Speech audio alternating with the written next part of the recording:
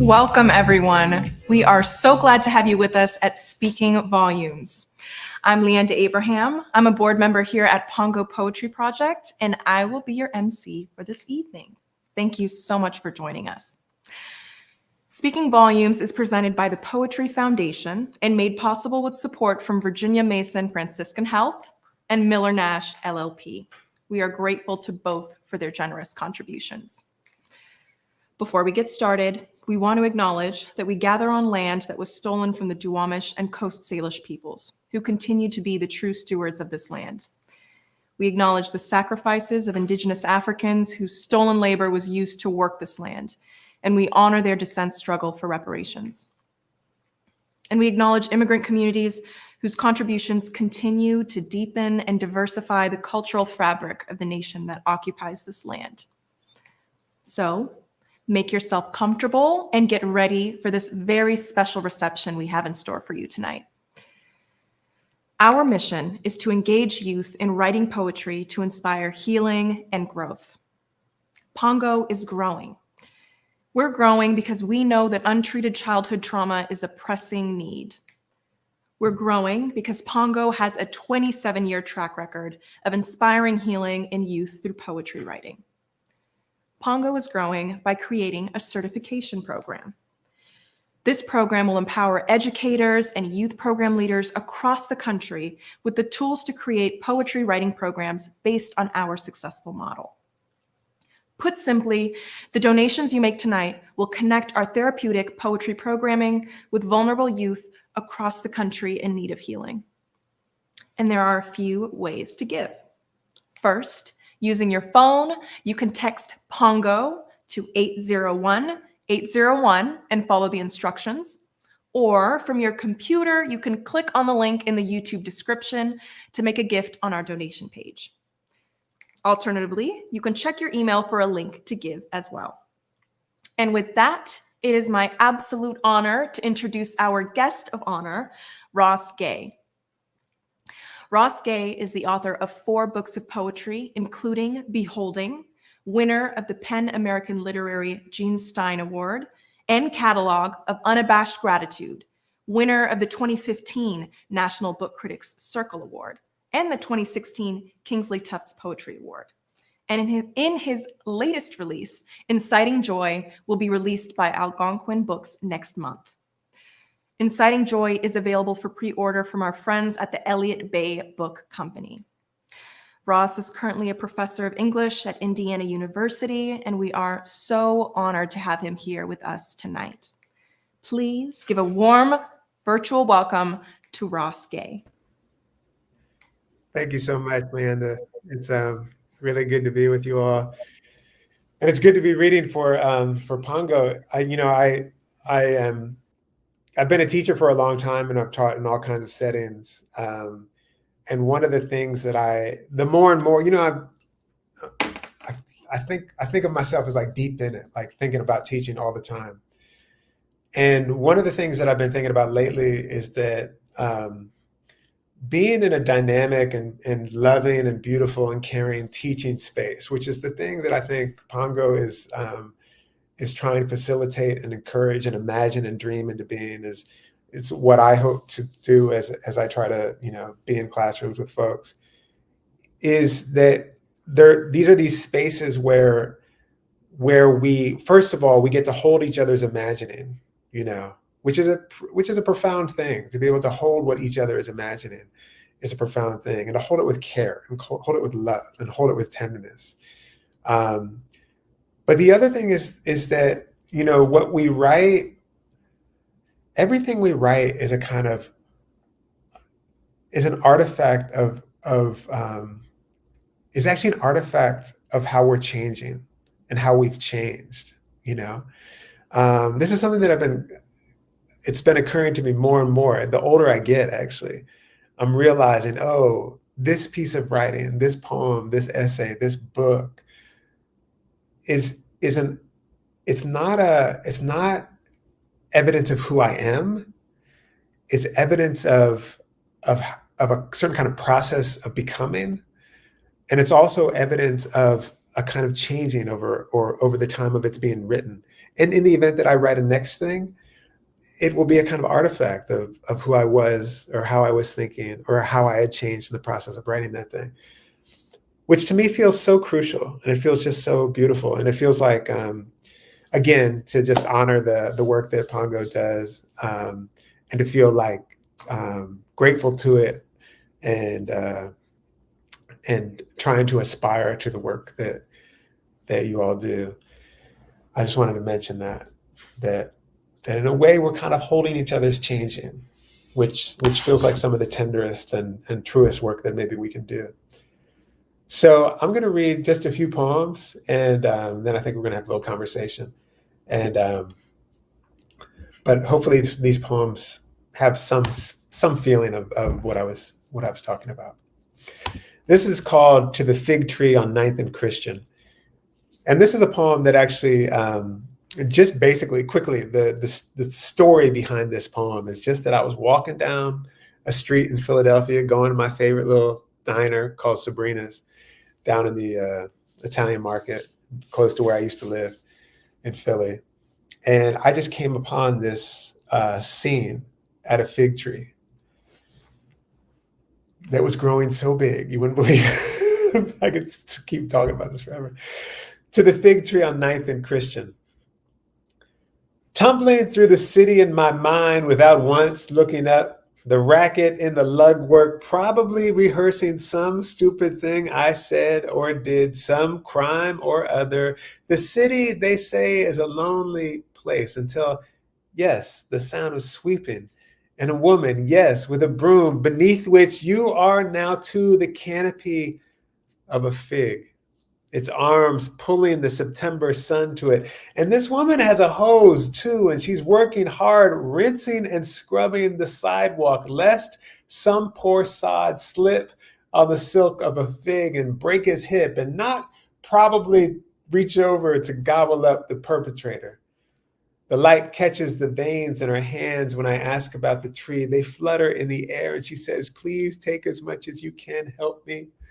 So I load my pockets and mouth, and she points to the step ladder against the wall to mean more, but I was without a sack, so my meager plunder would have to suffice. And an old woman whom gravity was pulling into the earth loosed one from a low-slung branch, and its eye wept like hers, which she dabbed with a kerchief as she cleaved the fig with what remained of her teeth. And soon there were 8 or 9 people gathered beneath the tree, looking into it like a constellation, pointing, "Do you see it?" And I am tall, and so good for these things. And a bald man even told me so, when I grabbed 3 or 4 for him, reaching into the giddy throngs of yellow jackets, Sugarstone, which he only pointed to, smiling and rubbing his stomach. I mean, he was really rubbing his stomach, like there was a baby in there. It was hot. His head shone while he offered recipes to the group using words which I couldn't understand. And besides, I was a little tipsy on the dance of the velvety heart rolling in my mouth, pulling me down and down into the oldest countries of my body, where I ate my first fig from the hand of a man who escaped his country by swimming through the night, and maybe never said more than 5 words to me at once, but he gave me figs. And a man on his way to work hops twice to reach at last his fig, which he smiles at and calls baby. "Come here, baby," he says, and blows a kiss to the tree, which everyone knows cannot grow this far north, being Mediterranean and favoring the rocky, sun-baked soil of Jordan and Sicily. But no one told the fig tree or the immigrants. There's a way the fig tree grows in groves. It wants, it seems, to hold us. Yes, I'm anthropomorphizing, goddammit. I have twice in the last 30 seconds rubbed my sweaty forearm into someone else's sweaty shoulder, gleeful, eating out of each other's hands on Christian Street in Philadelphia, a city like most which has murdered its own people. This is true. We are feeding each other from a tree at the corner of Christian and 9th. Strangers, maybe never again. And I'm going to read a couple more. This one is called Opera Singer. and this is another poem, a Philadelphia poem, actually. I live in Bloomington, Indiana, though tonight I'm in a hotel in Youngstown because I'm going to go see my Aunt Butter tomorrow. This is called Opera Singer. Today, my heart is so goddamn fat with grief that I've begun hauling it in a wheelbarrow. No, it's an anvil dragging from my neck as I swim through choppy waters swollen with the putrid corpses of hippos, which means lurking somewhere below is the hungry snout of a croc waiting to spin me into an oblivion worse than this run-on simile, which means only to say, I'm sad. And everyone knows what that means. And in my sadness, I'll walk to a cafe and not see light in the trees, nor finger the bills in my pocket as I pass the boarded houses on the block. No, I will be slogging through the obscure country of my sadness in all its monotone flourish. And so imagine my surprise when my self-absorption gets usurped by the sound of opera streaming from an open window, and the sun peeks ever so slightly from behind her shawl. And this singing is getting closer, so that I can hear the delicately rolled R's like a hummingbird fluttering the tongue, which means a language more beautiful than my own. And I don't recognize the song, though I am jogging toward it, and I can hear the woman's breathing through the record's imperfections. And above me, two bluebirds dive and dart, and a rogue mulberry branch leaning over an abandoned lot drags itself across my face, staining it purple and looking now like a mad warrior of glee and relief. I run down the street. And I forgot to mention the 50 or so kids running behind me, some in diapers, some barefoot, all of them winged and waving their pacifiers and training wheels and nearly trampling me when in a doorway I see a woman in slippers and a floral house dress blowing in the warm breeze, who is maybe 70 years old, painting the doorway. And friends, it is not too much to say it was heaven sailing from her mouth, and all the fish in the sea, and giraffes saunter, and sugar in my tea, and the forgotten angles of love, and every name of the unborn and dead, from this abuelita only glancing at me before turning back to her earnest work of brushstroke and lullaby. And because we all know the tongue's clumsy thudding makes of miracles anecdotes, let me stop here and tell you I said thank you. And I'm going to read one more. This is actually from my book, The Book of Delights. It's a book of short essays that I wrote about 5 years ago. And I just finished the second Book of Delights, actually. And it's called Pulling Carrots. I write a lot about gardening.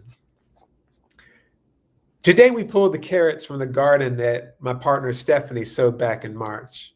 She planted two kinds, a red kind shaped like a standard kind, and a squat orange kind with a French name, a kind I recall the packet calling a market variety, probably because, like the red kind, it's an eye catcher and sweet, which I learned nibbling a couple of both kinds, like Bugs Bunny, as I pulled them. The word kind, meaning type or variety, which you have noticed I have used with some flourish, is among the delights, for it puts the kindness of carrots front and center in this discussion. Good for your eyes, healthy, yummy, etc. In addition to reminding us that kindness and kin have the same mother, maybe making those to whom we are kind our kin, to whom even those we might be. And that circle is big. These are kinds, I'm thinking, as I snip the feathery green tops, making my way through the pile, holding the root in one hand, feeling the knobs and grains, the divots where they've grown against a rock or some critter nibbled, or the 4 or 5 of the red kind that have almost become 2 carrots, little carrot legs in need of some petite pantaloons. The utterly forgettable magic of the carrot, which applies as well to the turnip and radish and potato and garlic and onion and ginger and turmeric and yam and sunchoke and shallot and salsify and maca and sweet potato, is that because much of the food resides under the ground, it probably had to be uncovered. And after the discovering and the uncovering, choosing which ones to replant and replant and replant and replant and replant and replant and replant until there was the long red kind I'm brushing the soil from, until the squat kind piling up at the bottom of the basket. It was kindness. They are our family. Thank you. I'm going to hand it back to Leanda now. Thank you so much for that moving reading, Ross. With that, we're going to transition to the Q&A period. Now, before I introduce our special guest who will moderate the Q&A, I want to thank everyone for emailing us with your questions for Ross. Please use the YouTube chat to suggest additional questions, and we'll do our best to get to them. Now, without further ado, it's my pleasure to welcome Damond Arundel. Damond is a poet, performer, playwright, and teaching artist. He has served as a faculty member at the TAT Lab, the Washington State Teaching Artist Training Lab, a faculty member of Freehold Theater, leading poetry and theater residencies at Monroe Correctional Complex for men for over 10 years, and as a senior writer in residence at the Seattle Arts and Lectures Writers in the Schools program, and as the poet in residence at the Skagit River Poetry Foundation's Poets in the Schools program. Damond has generously agreed to lead the Q&A portion of tonight's event, and he is joining us all the way from New York City. We are so grateful to have him here, so I won't make you wait any longer.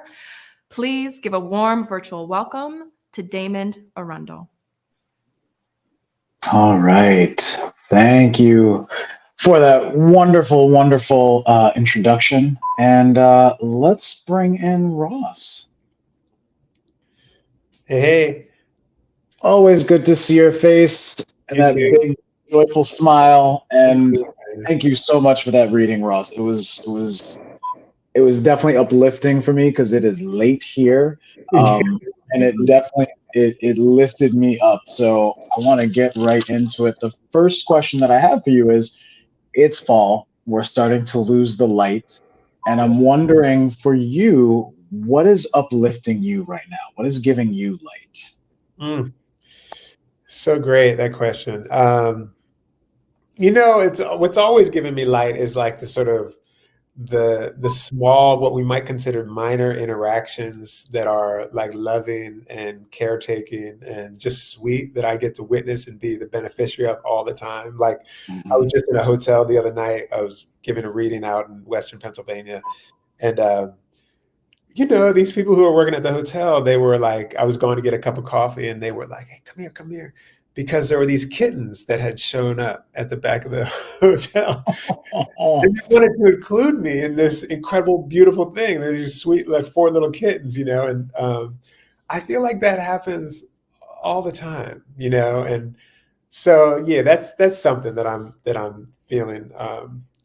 I'm always sort of attending to these little moments of sweetness. And I feel like you've become a real divining rod for these moments. Partially, I think, comes from your practice, and partially, I think it comes from your personality, a sense of presence and being open to the joys around us. Yeah, and I think you're right. Like I think the practice is like the thing, because it's for good reason. We have to pay close attention to what is not sweet in order to kind of stay afloat, stay alive. But my sense is actually that the more we're capable of studying these interactions, which are nourishing and also the kind they strike me as kind of the fabric actually of our lives. And the more we're able to point to those, I feel like that's actually a survival technique, Yeah. Thank you for that. Okay. As someone whose writing connects to nature and the body so frequently, when the call to write settles in, What does that feel like for you in your body? You know, love that question. I was just talking to some young writers last night about this very thing, and Mm-hmm. I I often feel the call to write, and I feel the call to write partly because I love to do it, but partly the reason I love to do it is because I've grown so curious about what the hell's going to happen when I get to the when I get to the Mm-hmm. page. So regardless of what I'm writing, even if I'm writing about some experience that has happened to me, Mm-hmm. the way that I approach writing now is that um, I do not actually know what I think about most of the things that I experience until I spend time thinking about them, which is often done in my writing life. So I go to the page, whether it's to generate new material or to revise. The feeling in my body is I am pulled to the page in part because I'm like, what happened? Or what was that interaction? Or who am I? You know? Which sometimes it's difficult. I mean, it's difficult work in a certain kind of way, Mm-hmm. but it's Mm-hmm. also like really curious work. Like, man, I wonder how it is that I'm going to describe this experience of driving by, through Pittsburgh and seeing these beehives painted like a rainbow, and and how am I going to describe that in such a way that something inside of me is transformed? I know it's going to happen. It's going to happen. Mm-hmm. Mm-hmm. Wow. Okay. Um, so a lot of your poetry and writing features descriptions of physical exertion and the body. What's the difference between working through something via writing and working through it through some sort of physical exertion or exercise? Damn, great question again. Um,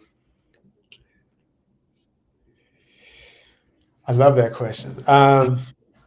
Partly because I don't know how to answer it. Like partly I would. It's so good. I wonder if I wonder if there's like some serious overlap in part because first of all, like thinking with our minds or whatever or on the page, Mm-hmm. Mm-hmm. it's itself a kind of physical act. Like even if we're not, like chopping wood or something, Mm-hmm. there's something physical. Like there's something physical to thinking. The other thing is that as I think of it, and I'm going to try something here. We'll see. Is that the physicality of thinking through something? I love that, like that idea of physically working through something. Mm-hmm. It implies the body. The body is necessary to the act of thinking. Right. And partly what's interesting, and so it's a kind of exertion. And the body gets exerted. The body changes in the process of doing the thinking. Say if the thinking is done by digging a hole or something. If if you're working through something on the page, however you do it, there's there's a similar or an analogous kind of exertion, maybe emotional, mental, etc. But both of those kinds of thinking, again, sort of like what I was saying before I started reading, they depend on a kind of this thing that we carry around until we stop carrying it around, formed in the process of doing the thing. Yeah. So whether it is like digging the hole or like sawing the board, or if it is like getting lines on a page, this thing, whatever the state of this thing is, and after that labor is done, this thing will be different, And so that's almost what I would say to like appreciate and honor that question, and also to not quite answer it. What do you think about that? I think it's powerful. I think it's powerful. And I agree that it is, even writing is still, it's a physical act. Totally. And it becomes, I think it can be a meditation. I think it can be a way for us to work through things. And there's also struggle within that. Where, with physical exertions, I think it's a similar thing. Yeah. Yeah, they're analogous, but they're not exactly the same. Totally. That's right. Yeah. Okay, I want to get to some questions that specifically pertain to the youth. So, one thing that the Pongo youth writers often say about Pongo's programming is how much they value the opportunity to express themselves and be heard. Can you talk a little bit about the first time that you were invited to share your work, your poetry, with others via publication or at a reading, and what that meant? That's a great question. Um, like, I think I was probably in college actually the first time that I read poems out loud. But when I think about the idea of like performing something out loud, Mhm. you know, as a kid, like I played sports, and I remember like I told jokes at the wall when it was water break time during football. You know, jokes that like whatever. But but there was something about like being having an audience, having people Mhm. sort of appreciate your craft, whatever your Yeah. craft is, and that's Mhm. the way that when I was playing football or playing basketball as a kid, or playing Mhm. college football and stuff, there was a Mhm. way that having people witness and appreciate your craft and how you have been studying and working on something Yeah. really has really mattered to me as a kid. But then when it comes to like the writing stuff, yeah, I was in college and I was late to reading seriously, and I was kind of late to writing. I think I mean, not, some people start writing in their 50s, of course, but I started writing when I was in college, Mhm. and taking it seriously. And I had a handful of people, and they were other students, and they were teachers, and they took me seriously. I had a handful of people who took me very seriously, even though I was like a beginner writing and I was trying to figure stuff out. And um, they really, they really listened to me, and they honored the labor that I was putting into this thing, and they honored also my heart. I feel like there's something so precious about people honoring when we honor each other's hearts as we make this work. It's not Mhm. always easy to do. We have to practice that too. Um, so, but anyway, that's what I'll say, and it changed my life. The people who did that for me, and I can think of Mhm. people in college who I still feel really indebted to because they took me Mm. seriously. You know. Nice. Okay. I think we have time for one last question. Okay. Thinking back again to when you were a young writer, can you remember a particular piece of advice you received that was pivotal? Yeah. Here's a good one. I got a million, but here's a good one. I love this one. It's from a teacher named Marie Howe. Beautiful. Mm. And one time she was listening to me, another person who took me seriously. Um, One time I was reading her a poem, and she was my teacher in graduate school. Mhm. And I was a young graduate student, so I'm going to say I was like a young writer. And I read her this poem, and she said, "Could you explain to me what's going on at the end of the poem here?" And I made the language kind of like all like I was trying to make it like a poem, like I had an idea of Mhm. what the poem was. And I told her what was going on, and she said, or what I meant to be saying. And then she said, "Why don't you just say that?" And it changed my life. It's like one of the Mhm. I teach undergrads, I teach college, Mhm. I teach younger folks sometimes, and I'm like, sometimes the thing to say is like, what? Just say it. Just say it. Mhm. You know? Mhm. First, because it's not always easy. Just saying it. Right. You know. So magical and so simple, but so magical. Yep. Yep. Ross, thank you so much for the conversation, for your reading, for your presence. It is always a pleasure. Thank you. Thank you. It's good to see you. And on that, I'm going to hand things back to Leonda. Thanks so much, Ross, for your thoughtful responses, to Damon for your skillful moderation, and to both of you for such an illuminating discussion. And to our audience members, I want to thank you for the engaging questions you shared. That was the perfect way to kick off our evening. But we are not done yet. Next up is our virtual celebration. Joining our virtual celebration is incredibly easy. No extra work on your part. Just stay on this stream and wait for the next event to begin in just a couple of minutes. You'll see a countdown timer on screen shortly, so you'll know exactly when we'll be back. But take this opportunity to stretch your legs, refresh your drinks, and get ready for the festivities. Thanks again for joining our virtual reception, and I will see you again after a short break.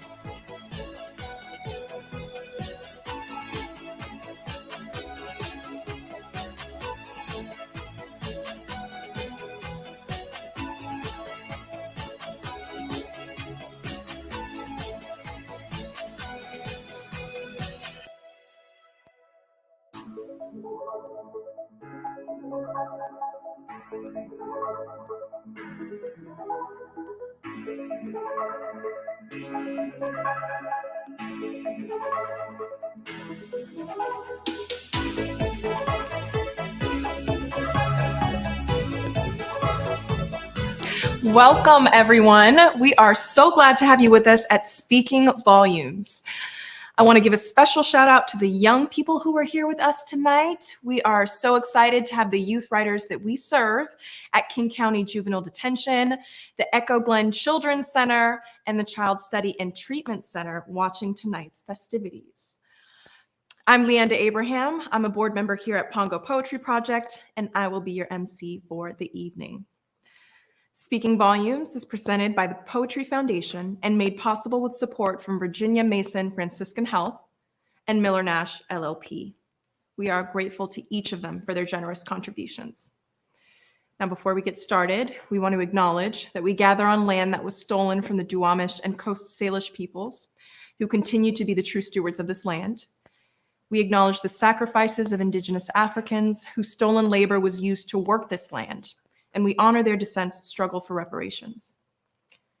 And we acknowledge immigrant communities whose contributions continue to deepen and diversify the cultural fabric of the nation that occupies this land. So settle in, grab yourself a drink or two, and get ready for a wonderful evening. Our mission is to engage youth in writing poetry to inspire healing and growth. Tonight, you're going to learn about how Pongo does just that. You'll hear from the young people we serve and the community leaders we partner with as they share how Pongo has transformed their lives and work. And you'll be treated to a reading from the award-winning poet, Ross Gay, a dynamic and moving writer who shares our belief in the healing power of poetry. Pongo is growing. We are growing because we know that untreated childhood trauma is a pressing need. We're growing because Pongo has a decades-long track record of inspiring healing in youth through poetry writing. Pongo is growing by creating a certification program. Our program will equip educators and youth program leaders nationwide with the knowledge, skills, and support to create healing poetry writing programs based on our successful model. Put simply, your donations will bring Pongo's therapeutic poetry programming to vulnerable youth across the country. And there are a few ways to give. First, using your phone, you can text Pongo to 801-801 and follow the instructions. Or from your computer, you can click on the link in the YouTube description to make a gift on our donation page. You can also check your email for a link to give as well. I am so excited to be here tonight to deepen your connection to Pongo's work and mission. Healing and transformation are at the heart of Pongo's work. I joined the board because, like many of you, I was moved by the mission, but more importantly, I was also moved by the outcomes. I've seen and understand the damage that trauma, when left unattended or unacknowledged, can cause, and Pongo provides people with a tool and an opportunity to begin that journey of working through the darkness and discovering what's on the other side of healing.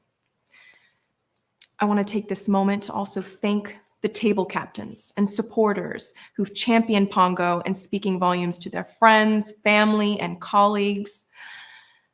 Sophia Hernandez, Nicole Pomeroy, Ann Teplick, Karen Hirsch, Alyssa Cruz, Barbara Green, Amy Schleit, Bob Kumbau, and of course, Pongo's founder and longtime leader, Richard Gold. I also want to thank all of my fellow board members for their leadership in the lead up to tonight's event. And on behalf of my fellow board members, I want to take this opportunity to share how excited we are about Pongo's new leadership team and structure. It's our sincere pleasure to introduce you to Pongo's co-executive directors, Ashley Skartvedt and Nebu Shemetlas. Ashley is our co-executive director of programs, and Nebu is our co-executive director of development and finance. Prior to Pongo, Ashley spent the majority of her professional life as a certified therapeutic recreation specialist, supporting people with mental illness to develop healthy leisure and recreation skills. She's been involved in our work since 2013 as a writing mentor, project leader, trainer, and advocate for our mission. Prior to Pongo, Nebu spent nearly a decade as a development professional supporting organizations and individuals in realizing their fundraising goals. He joined Pongo as our development manager back in 2019 and has since worked to help us secure the resources we need to grow and thrive. Ashley and Nebu bring a wealth of expertise and skill to their roles and a passion for cultivating youth healing through poetry writing. We are so excited to have them serve as our co-executive directors, and they are equally thrilled about the opportunity to lead Pongo as we expand and deepen our impact on young people. And we are confident that the decision to adopt a shared leadership model, where the responsibilities typically managed by one executive are shared among two people, is the right one for Pongo. Lastly, I want to take a moment to thank our generous community of supporters. Your investment in Pongo's mission fuels our impact. It's with your support that Pongo is able to transform the lives of countless youth through our therapeutic poetry programming. And tonight is the perfect opportunity to join the ranks of Pongo supporters and partner with us in delivering on our mission. With your help, we have raised $11,400 so far. Tonight, let's reach our goal of, that brings us to $13,000 away from our goal. So we're getting pretty close and we're only halfway through tonight's event. Childhood trauma has serious long-term consequences. It often leads young people to depression, anger, and an inability to express their pain in healthy ways. Instead, trauma causes young people to turn to self-destructive ways of expressing themselves, including self-harm, substance use, and mental health turmoil. All of us at Pongo know how crucial it is to provide an outlet for these emotions. And through our program, Pongo bears witness to the pain and confusion young people are often wrestling with. Pongo provides a supportive space for young people to make sense of such difficult experiences. And through poetry writing, young people find emotional relief and share their creative brilliance with the world. The Echo Glen Children's Center is a juvenile rehabilitation facility in Snoqualmie. And earlier this year, Pongo began working with young people at Echo Glen. The following piece, Walk 1 Mile in My Shoes, comes from a Pongo youth writer who took part in our Echo Glen program this spring. It's a perfect example of the significant challenges facing the young people we serve and the emotional outlet that Pongo poetry writing provides. We are so incredibly grateful to our youth writer for graciously agreeing to share this poem with you tonight.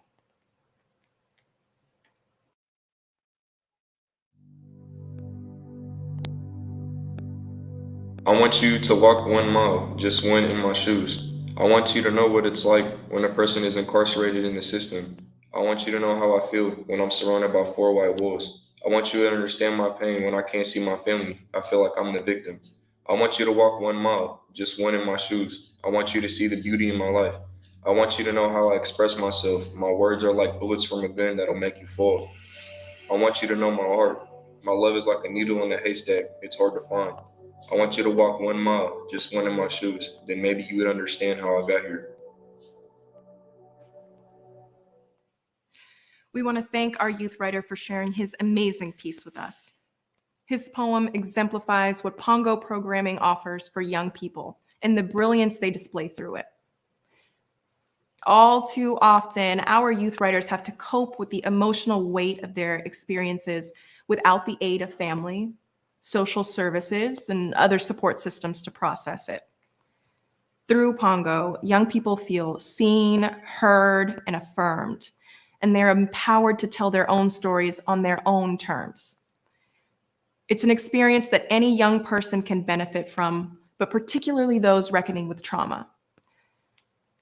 By donating tonight, you will fuel Pongo's efforts to support youth who are coping with trauma and discovering their capacity for resilience.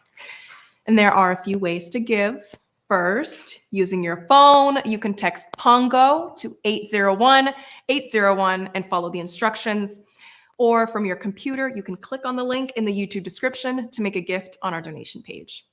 Alternatively, you can check your email for a link to give as well. Pongo is committed to sharing the healing power of poetry writing with young people across the world. Well Versed, which is Pongo Poets Online, our online poetry submission program, is one example of that. Through Well Versed, we make writing activities available for free on our website and invite young people to submit their poems to us. We respond to each young person with affirmation of their work and encouragement to continue their creative pursuits.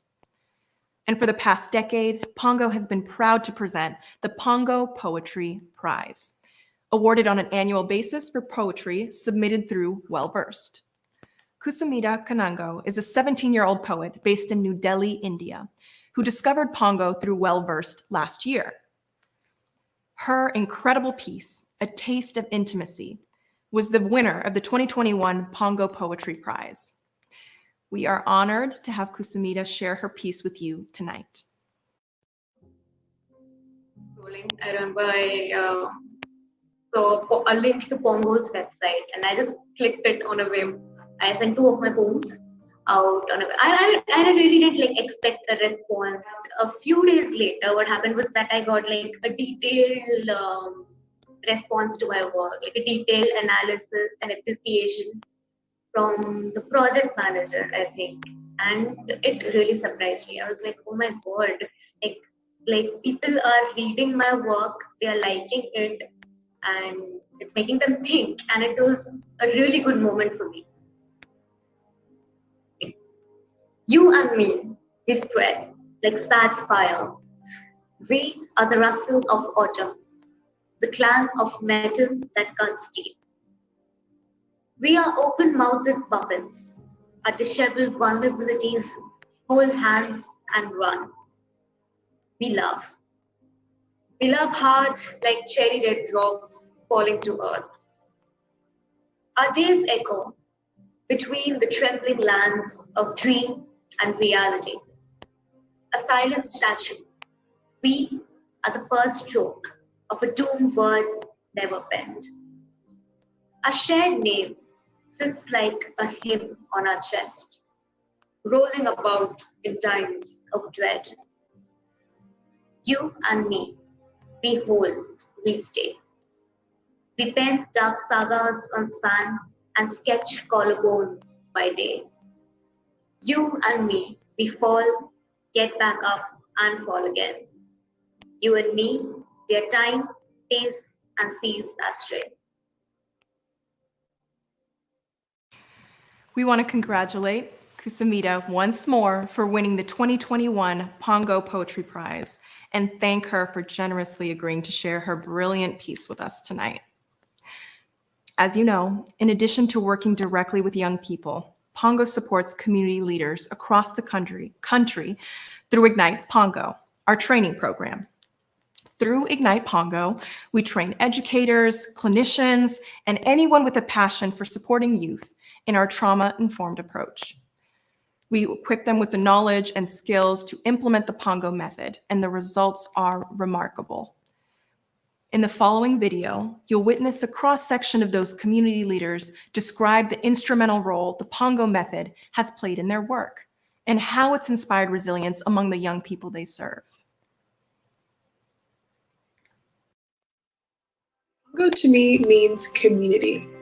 When I think of Pongo, I think about people who are coming together because they really care about poetry, they care about healing, and they care about helping youth. And so I think about community, people that are passionate about what they're doing, and they want to share this with other people because we know that poetry is healing individually, but it's also really impactful when we get together and we share poetry. For me, Pongo is a mini oasis in the midst of a concrete desert. It offers refreshment and renewal and challenges to young people to really get inside of their own heads. I would say Pongo is a place where you go to teach and you get taught. You are taught too, if you come with an open mind and open heart to learning from the young people you're serving. I think what makes Pongo unique is that it is simple, it's natural, and it's profound, right? So we are natural storytellers. It's part of our genes. And so when I think about poetry, I think about telling stories and sharing ideas and connecting with other people. In fact, one of the students, I periodically follow up with her. She's just a natural essayist and poet. And she said that the Pongo program really brought something out in her that she didn't know was there. It was a chance for them to escape their surroundings in a brief period of time, to write through their agonies, tragedies, and not even realize that that is what they were doing, that they actually had a voice and that they could use that voice. Anybody could use Pongo's methods. You don't have to be a writer or a poet or someone even with a college degree. You could be a teenager and use this method of drawing people to the page with how they feel and encouraging them to read that out loud. Pongo makes it extremely easy to do that. During COVID and during my brother's illness and him succumbing to brain cancer, I was able to use Pongo methods just spontaneously in the hospice he lived in Missouri before he died. And here I was, just there were people there who had a very short time to live, who suddenly came to life, calling out in a group poem, remembering a song they loved, remembering a moment of peace in their life. And we all connected and came together in that way. Even with myself, I don't know what I'm thinking until I put it on paper. I mean, that may sound crazy, but that's how you really begin to do some deep introspecting is when you put pen to page. Programs like Pongo that give young people an opportunity to express themselves artistically is a value and a gem in the crown of a community. It can't be understated how important such a program is. We want to thank Melanie, Angela, and Sally for sharing their powerful perspectives on the impact of Pongo's method. And you just witnessed in that beautiful video, writing with Pongo is a transformative experience. In the aftermath of their trauma, young people's pain is compounded by feelings of shame and loneliness. Far from being a luxury, creative expression is essential for the young people we serve. Through Pongo, young people learn that their traumatic experiences, while tragic, do not define who they are or who they will become. Young people process their difficult experiences, gain pride from their creative accomplishments, and discover healing. That journey from shame to pride, from pain to healing, is at the heart of our impact. And that impact is what Pongo will share through our certification program. Through certification, Pongo will train community leaders, mental health clinicians, educators, and more on our proven therapeutic writing approach. Pongo will then support these leaders in establishing healing poetry programming to support the vulnerable youth in their communities. As a result, hundreds more youth will discover the emancipatory power of poetry writing and have the opportunity to heal from the trauma they've endured. By donating tonight, you will lay the foundation for our certification program. With your support, Pongo will establish poetry programming that will bring emotional relief, healing, and creative joy to countless young people mired in pain and regret. Your donations will support a new crop of community leaders and build a national network of trauma-informed poetry programming. And there are a few ways to give. First, using your phone, you can text Pongo to 801-801 and follow the instructions. Or from your computer, you can click on the link in the YouTube description to make a gift on our donation page. You can also check your email for a link to give as well. In the next video, you'll hear more from the youth writers we serve and our program partners as they share their insights about Pongo poetry writing, the healing it inspires, and why it's such an essential and uplifting program. Pongo is a tool or a way for me and for my team to be able to connect with young people in a meaningful way. Any expectations of what they think we want to hear, that gets set aside, and we really lay a foundation for them to be who they are and express themselves without judgment. For me, it was like a way to express myself, you know, which we don't get to do a lot here. And like, we don't even get, like, to be honest, the cottage that I'm in, we don't really get a lot of volunteers like that in the first place. So it's just like another way to kind of express myself. And it's just a way to set aside all of the challenges, all of the expectations and frustrations that I think our young people often experience for us in a secure setting. And all of that kind of goes away in that time when we're working one-on-one in a mentoring relationship. Pongo really reminds you of the life-changing power of art forms like poetry, because it helps youth to liberate themselves from their past and move forward with courage and resilience.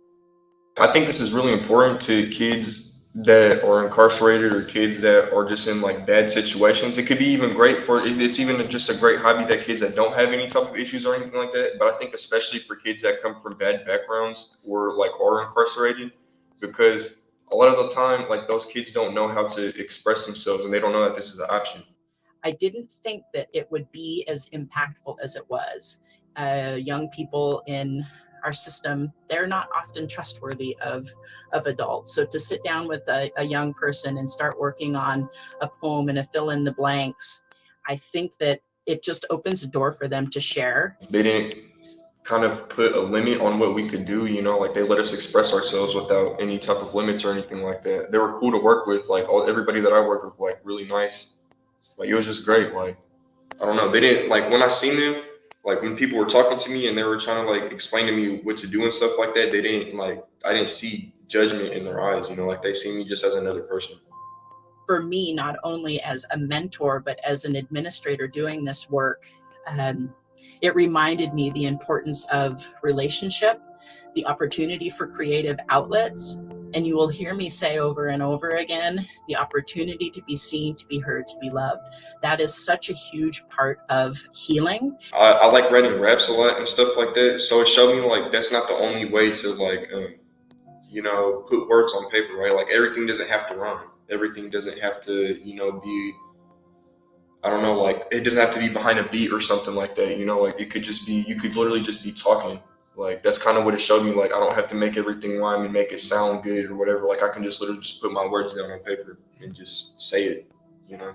Amidst like all of the demands of life, like amidst all the hustle bustle, all the constant running and all of it, you know, all the constant tensions, conflicts, makes me feel like, yeah, I can, you know, I can sit here, I can ponder, I can, you know, really introspect, and it gives me a voice.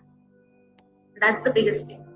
So since then, I think Pongo has really become like a safe space for me to go to. So whenever I'm like feeling like, yeah, I'm burning out now or I'm running out of creativity, it's Pongo that I've usually resorted to. When I did it, it made me, I don't know, it just made me feel like all the stuff that I had building up, it just let me express it, you know, let somebody hear it without being judged.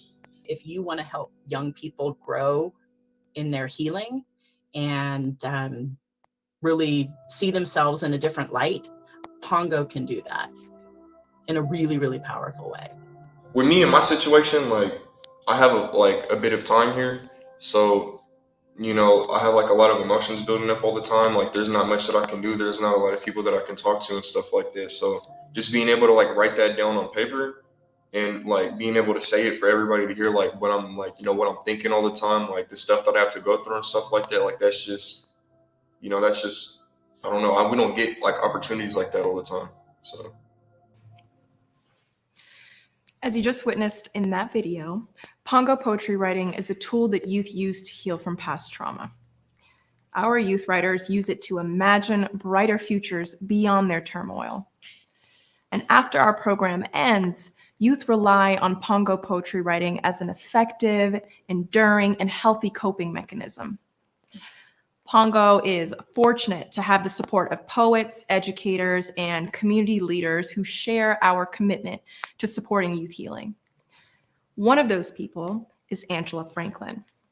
She's a poet, mentor, Cave Canem Fellow, Voices of Our Nation's Arts Fellow, and a cherished member of the Pongo community. It is my pleasure to introduce her to you tonight so she can share her perspective on the significance of Pongo's program and the healing power of poetry writing. Angela, take it away. Thank you, Leanda, and thank you so much, Pongo, for having me.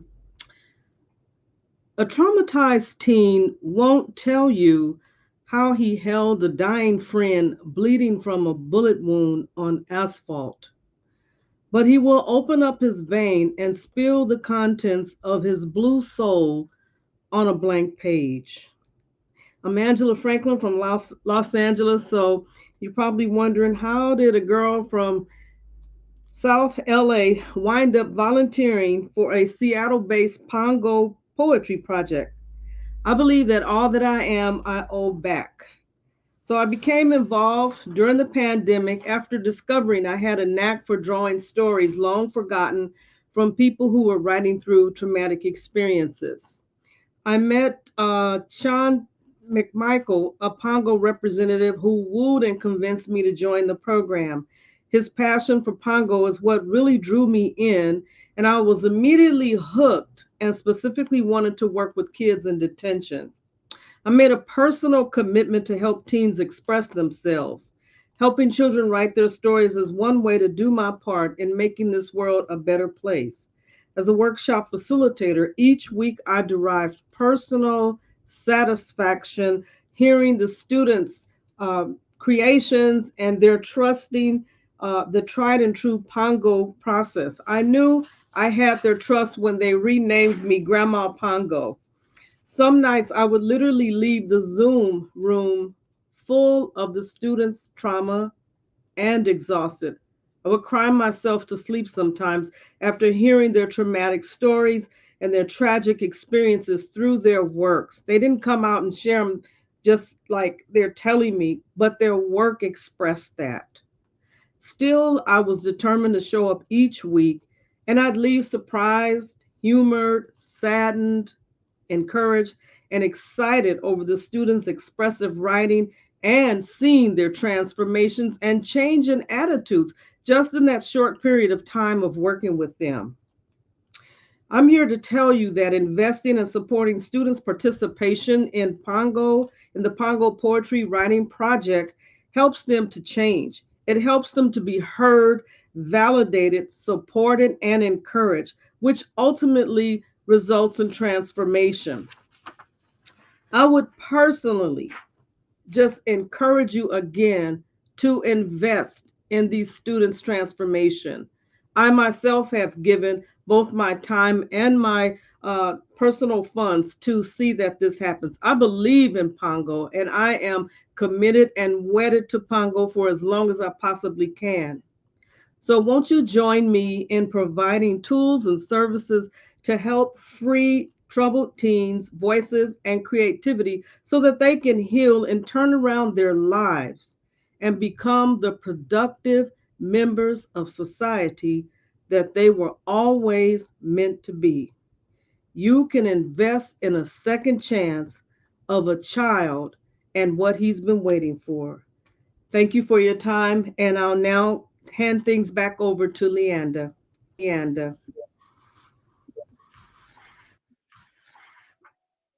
Angela. We have already raised over $14,000 so far, and we are $11,000 away from our goal. And once again, there are a few ways to give. First, using your phone, you can text Pongo to 801-801 and follow the instructions. Or from your computer, you can click on the link in the YouTube description to make a gift on our donation page.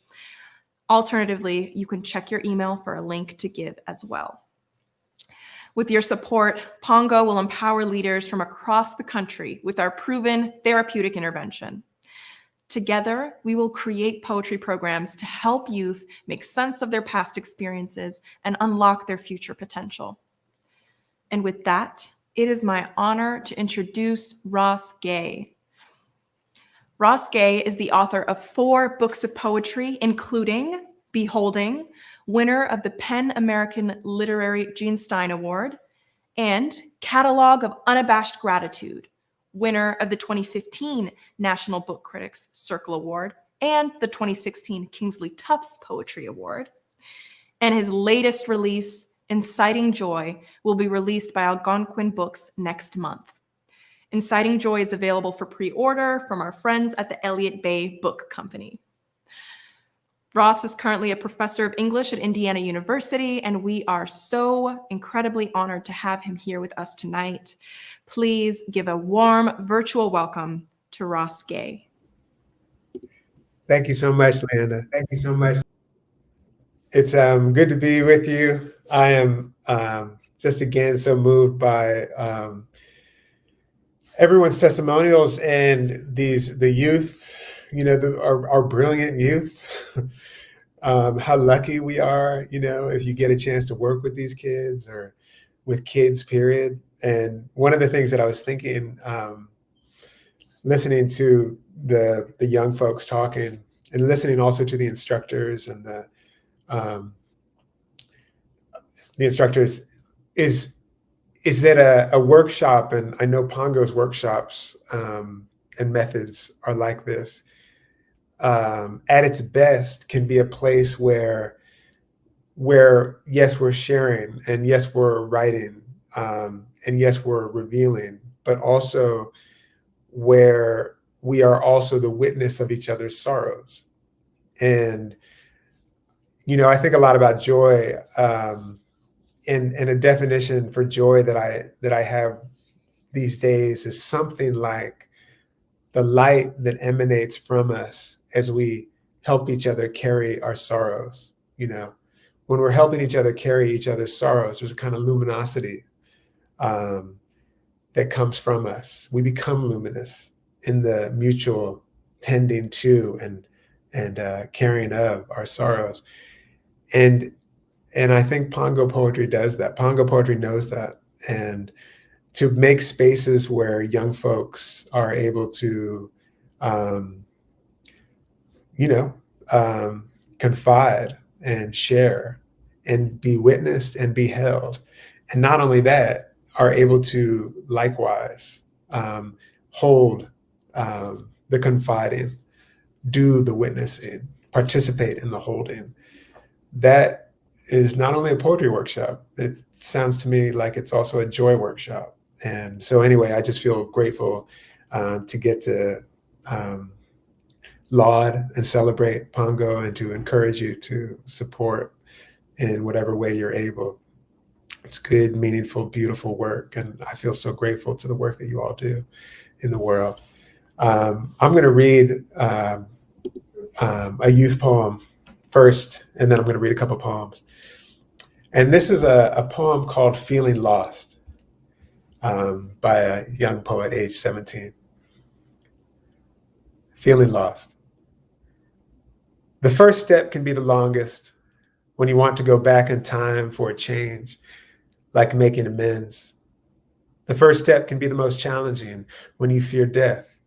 Death is cold, like the Arctic, stepped in shocked. The first step can be the hardest when you fight against faith, like losing somebody or someone. It's confusing. You're lost for words, abandoned.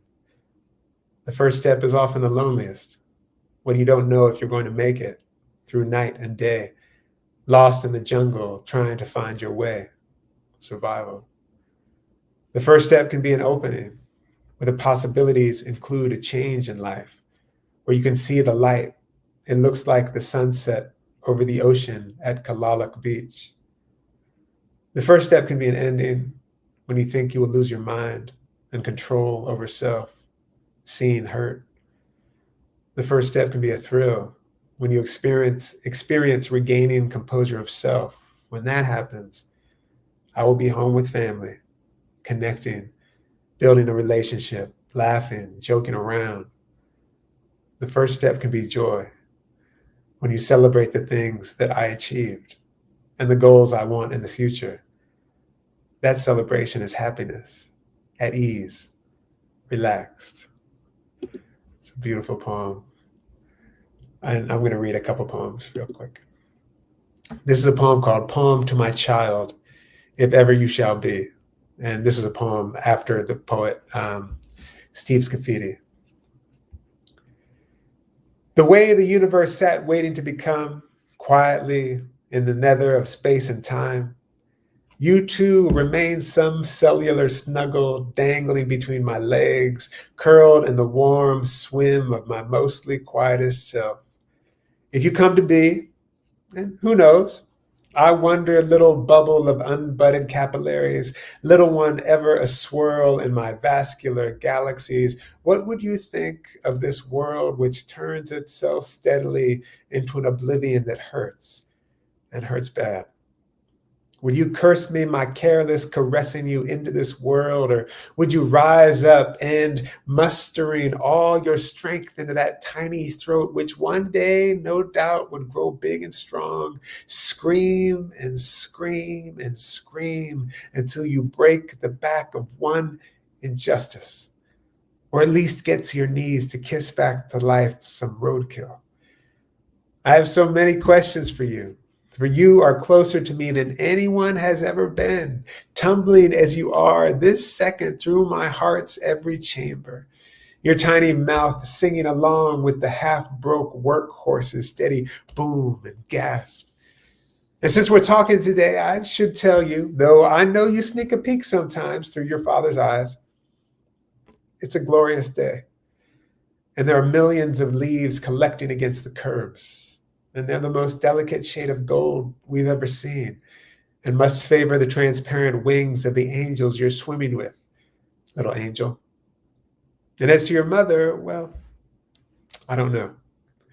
But my guess is that lilac bursts from her throat, and she is both honeybee and wasp, and some kind of moan to boot, and probably she dances in the morning. But who knows? You'll swim beneath that bridge if it comes. For now, let me tell you about the bush called honeysuckle, that the sad call a weed, and how you could push your little sun-licked face into the throngs and breathe and breathe.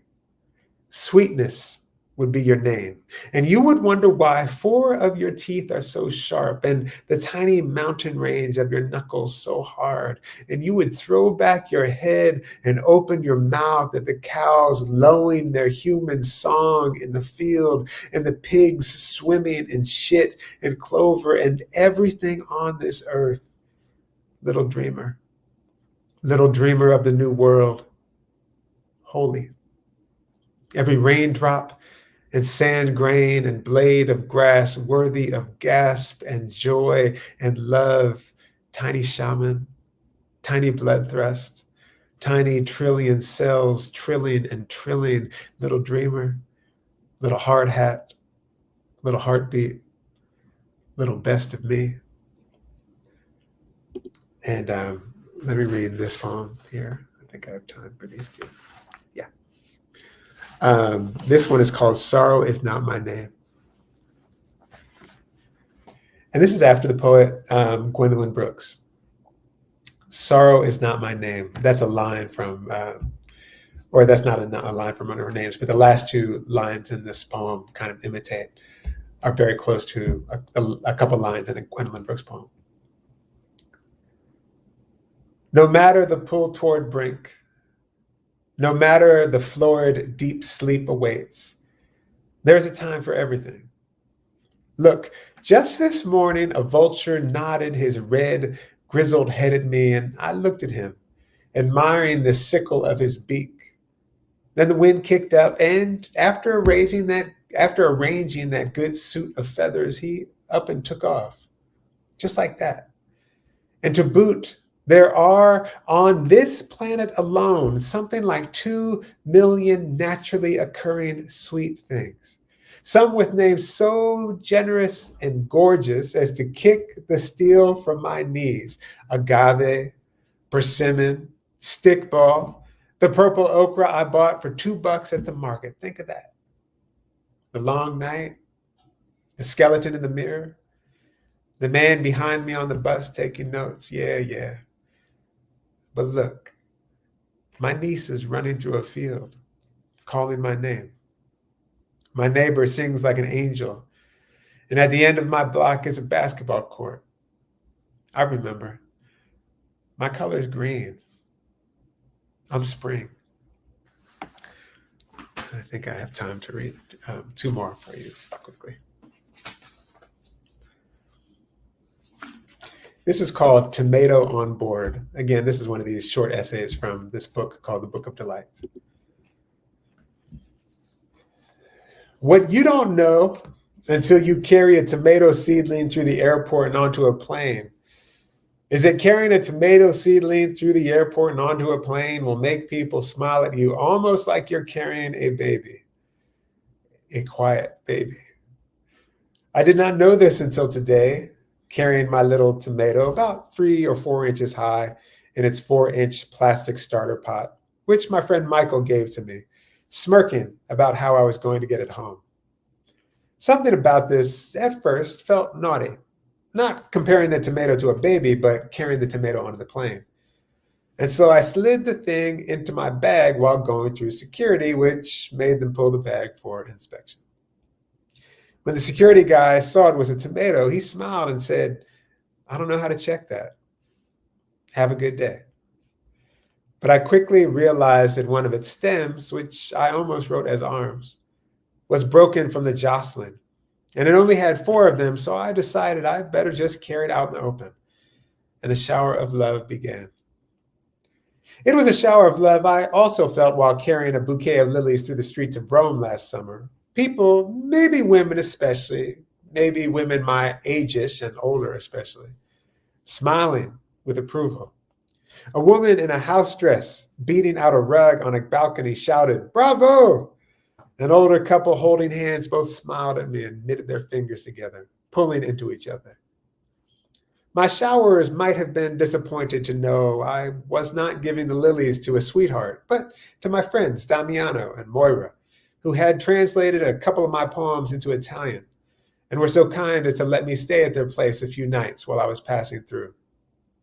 On the way to the vegetarian restaurant Damiano's ex-wife owns with her partner, we walked by, what I'm pretty sure Damiano said was the biggest redbud tree in the world. It stretched for yards, lounging periodically onto the mossy earth. Its beautiful black bark glistened by the streetlights. Though translation is an act of love, so my showerers needn't be disappointed at all. Before boarding the final leg of my flight, one of the workers said, "Nice tomato," which I don't think was a come on. And the flight attendant asked about the tomato at least 5 times, not an exaggeration, every time calling it my tomato. "Where's my tomato? How's my tomato? You didn't lose my tomato, did you?" She even directed me to an open seat in the exit row. "Why don't you guys go sit there and stretch out?" I gathered my things and set the little guy in the window seat so she could look out. When I got my water, I poured some into the little guy's soil. When we got bumpy, I put my hand on the little guy's container, careful not to snap another arm off. And when we landed and the pilot put the brakes on hard, my arm reflexively went across the seat, holding the little guy in place, the way my dad's arm would when he had to brake hard in that car without seatbelts to speak of, and one of my very favorite gestures in the Encyclopedia of Human Gestures. And I want to read one more poem to you.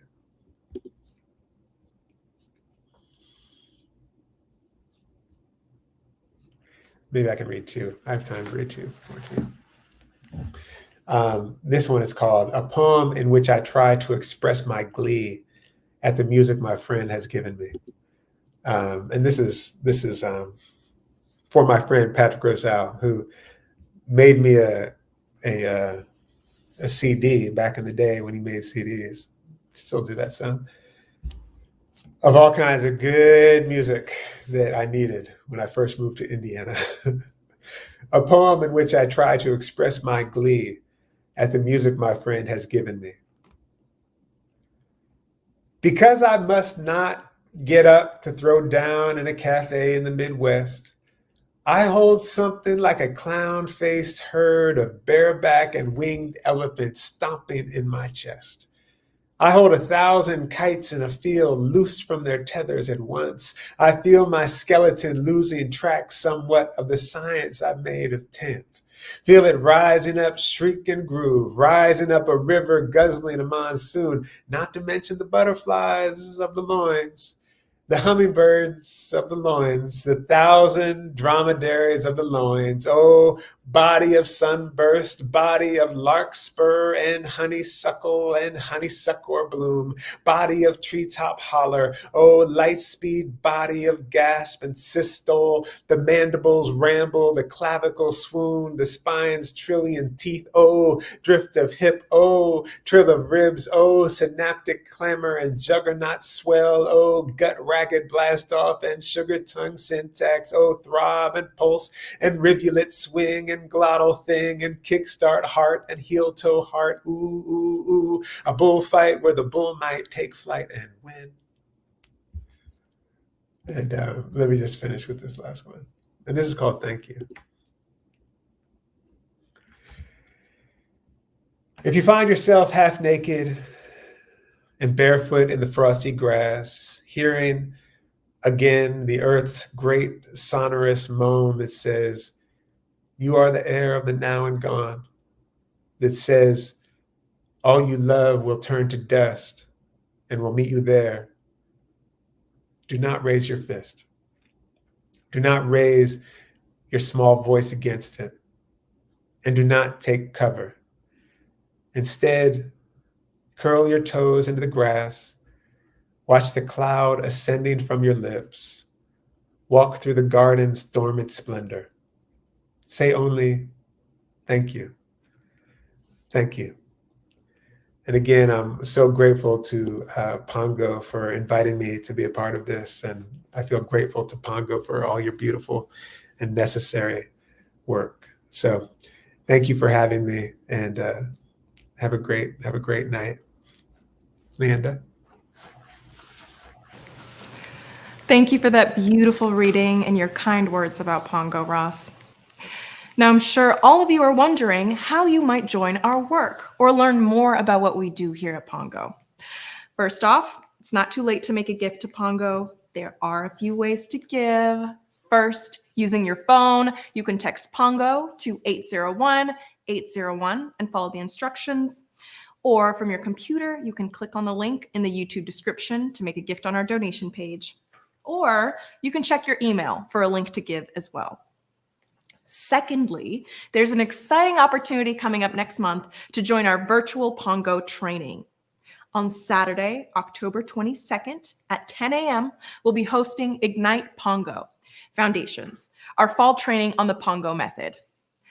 By joining the training, you'll learn Pongo's foundational techniques to facilitate personal healing poetry in your classroom, therapeutic practice, or community space.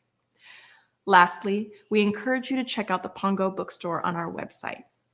Pongo has published 16 books of youth poetry in our history, and each volume documents the pain our youth writers endure, the conditions that give rise to it, and the resilience they discover through poetry writing. Use the links in our YouTube chat to register for our training and check out our bookstore. That brings us to the close of the evening. We will follow up with you afterwards with links to donate, purchase our youth poetry, and register for our upcoming training. And we welcome all of you to reach out to the Pongo team directly if you'd like to learn more and get involved. Speaking Volumes was presented by the Poetry Foundation and made possible with generous support from Virginia Mason Franciscan Health and Miller Nash LLP. We want to thank each of them for their sponsorship of tonight's event, and we want to reiterate our gratitude to our table captains and supporters for championing tonight's event and partnering with Pongo in delivering on our mission. And thanks so much to each and every one of you for joining us tonight, for your generous contributions, and for helping us commemorate this very special occasion. Have a wonderful night.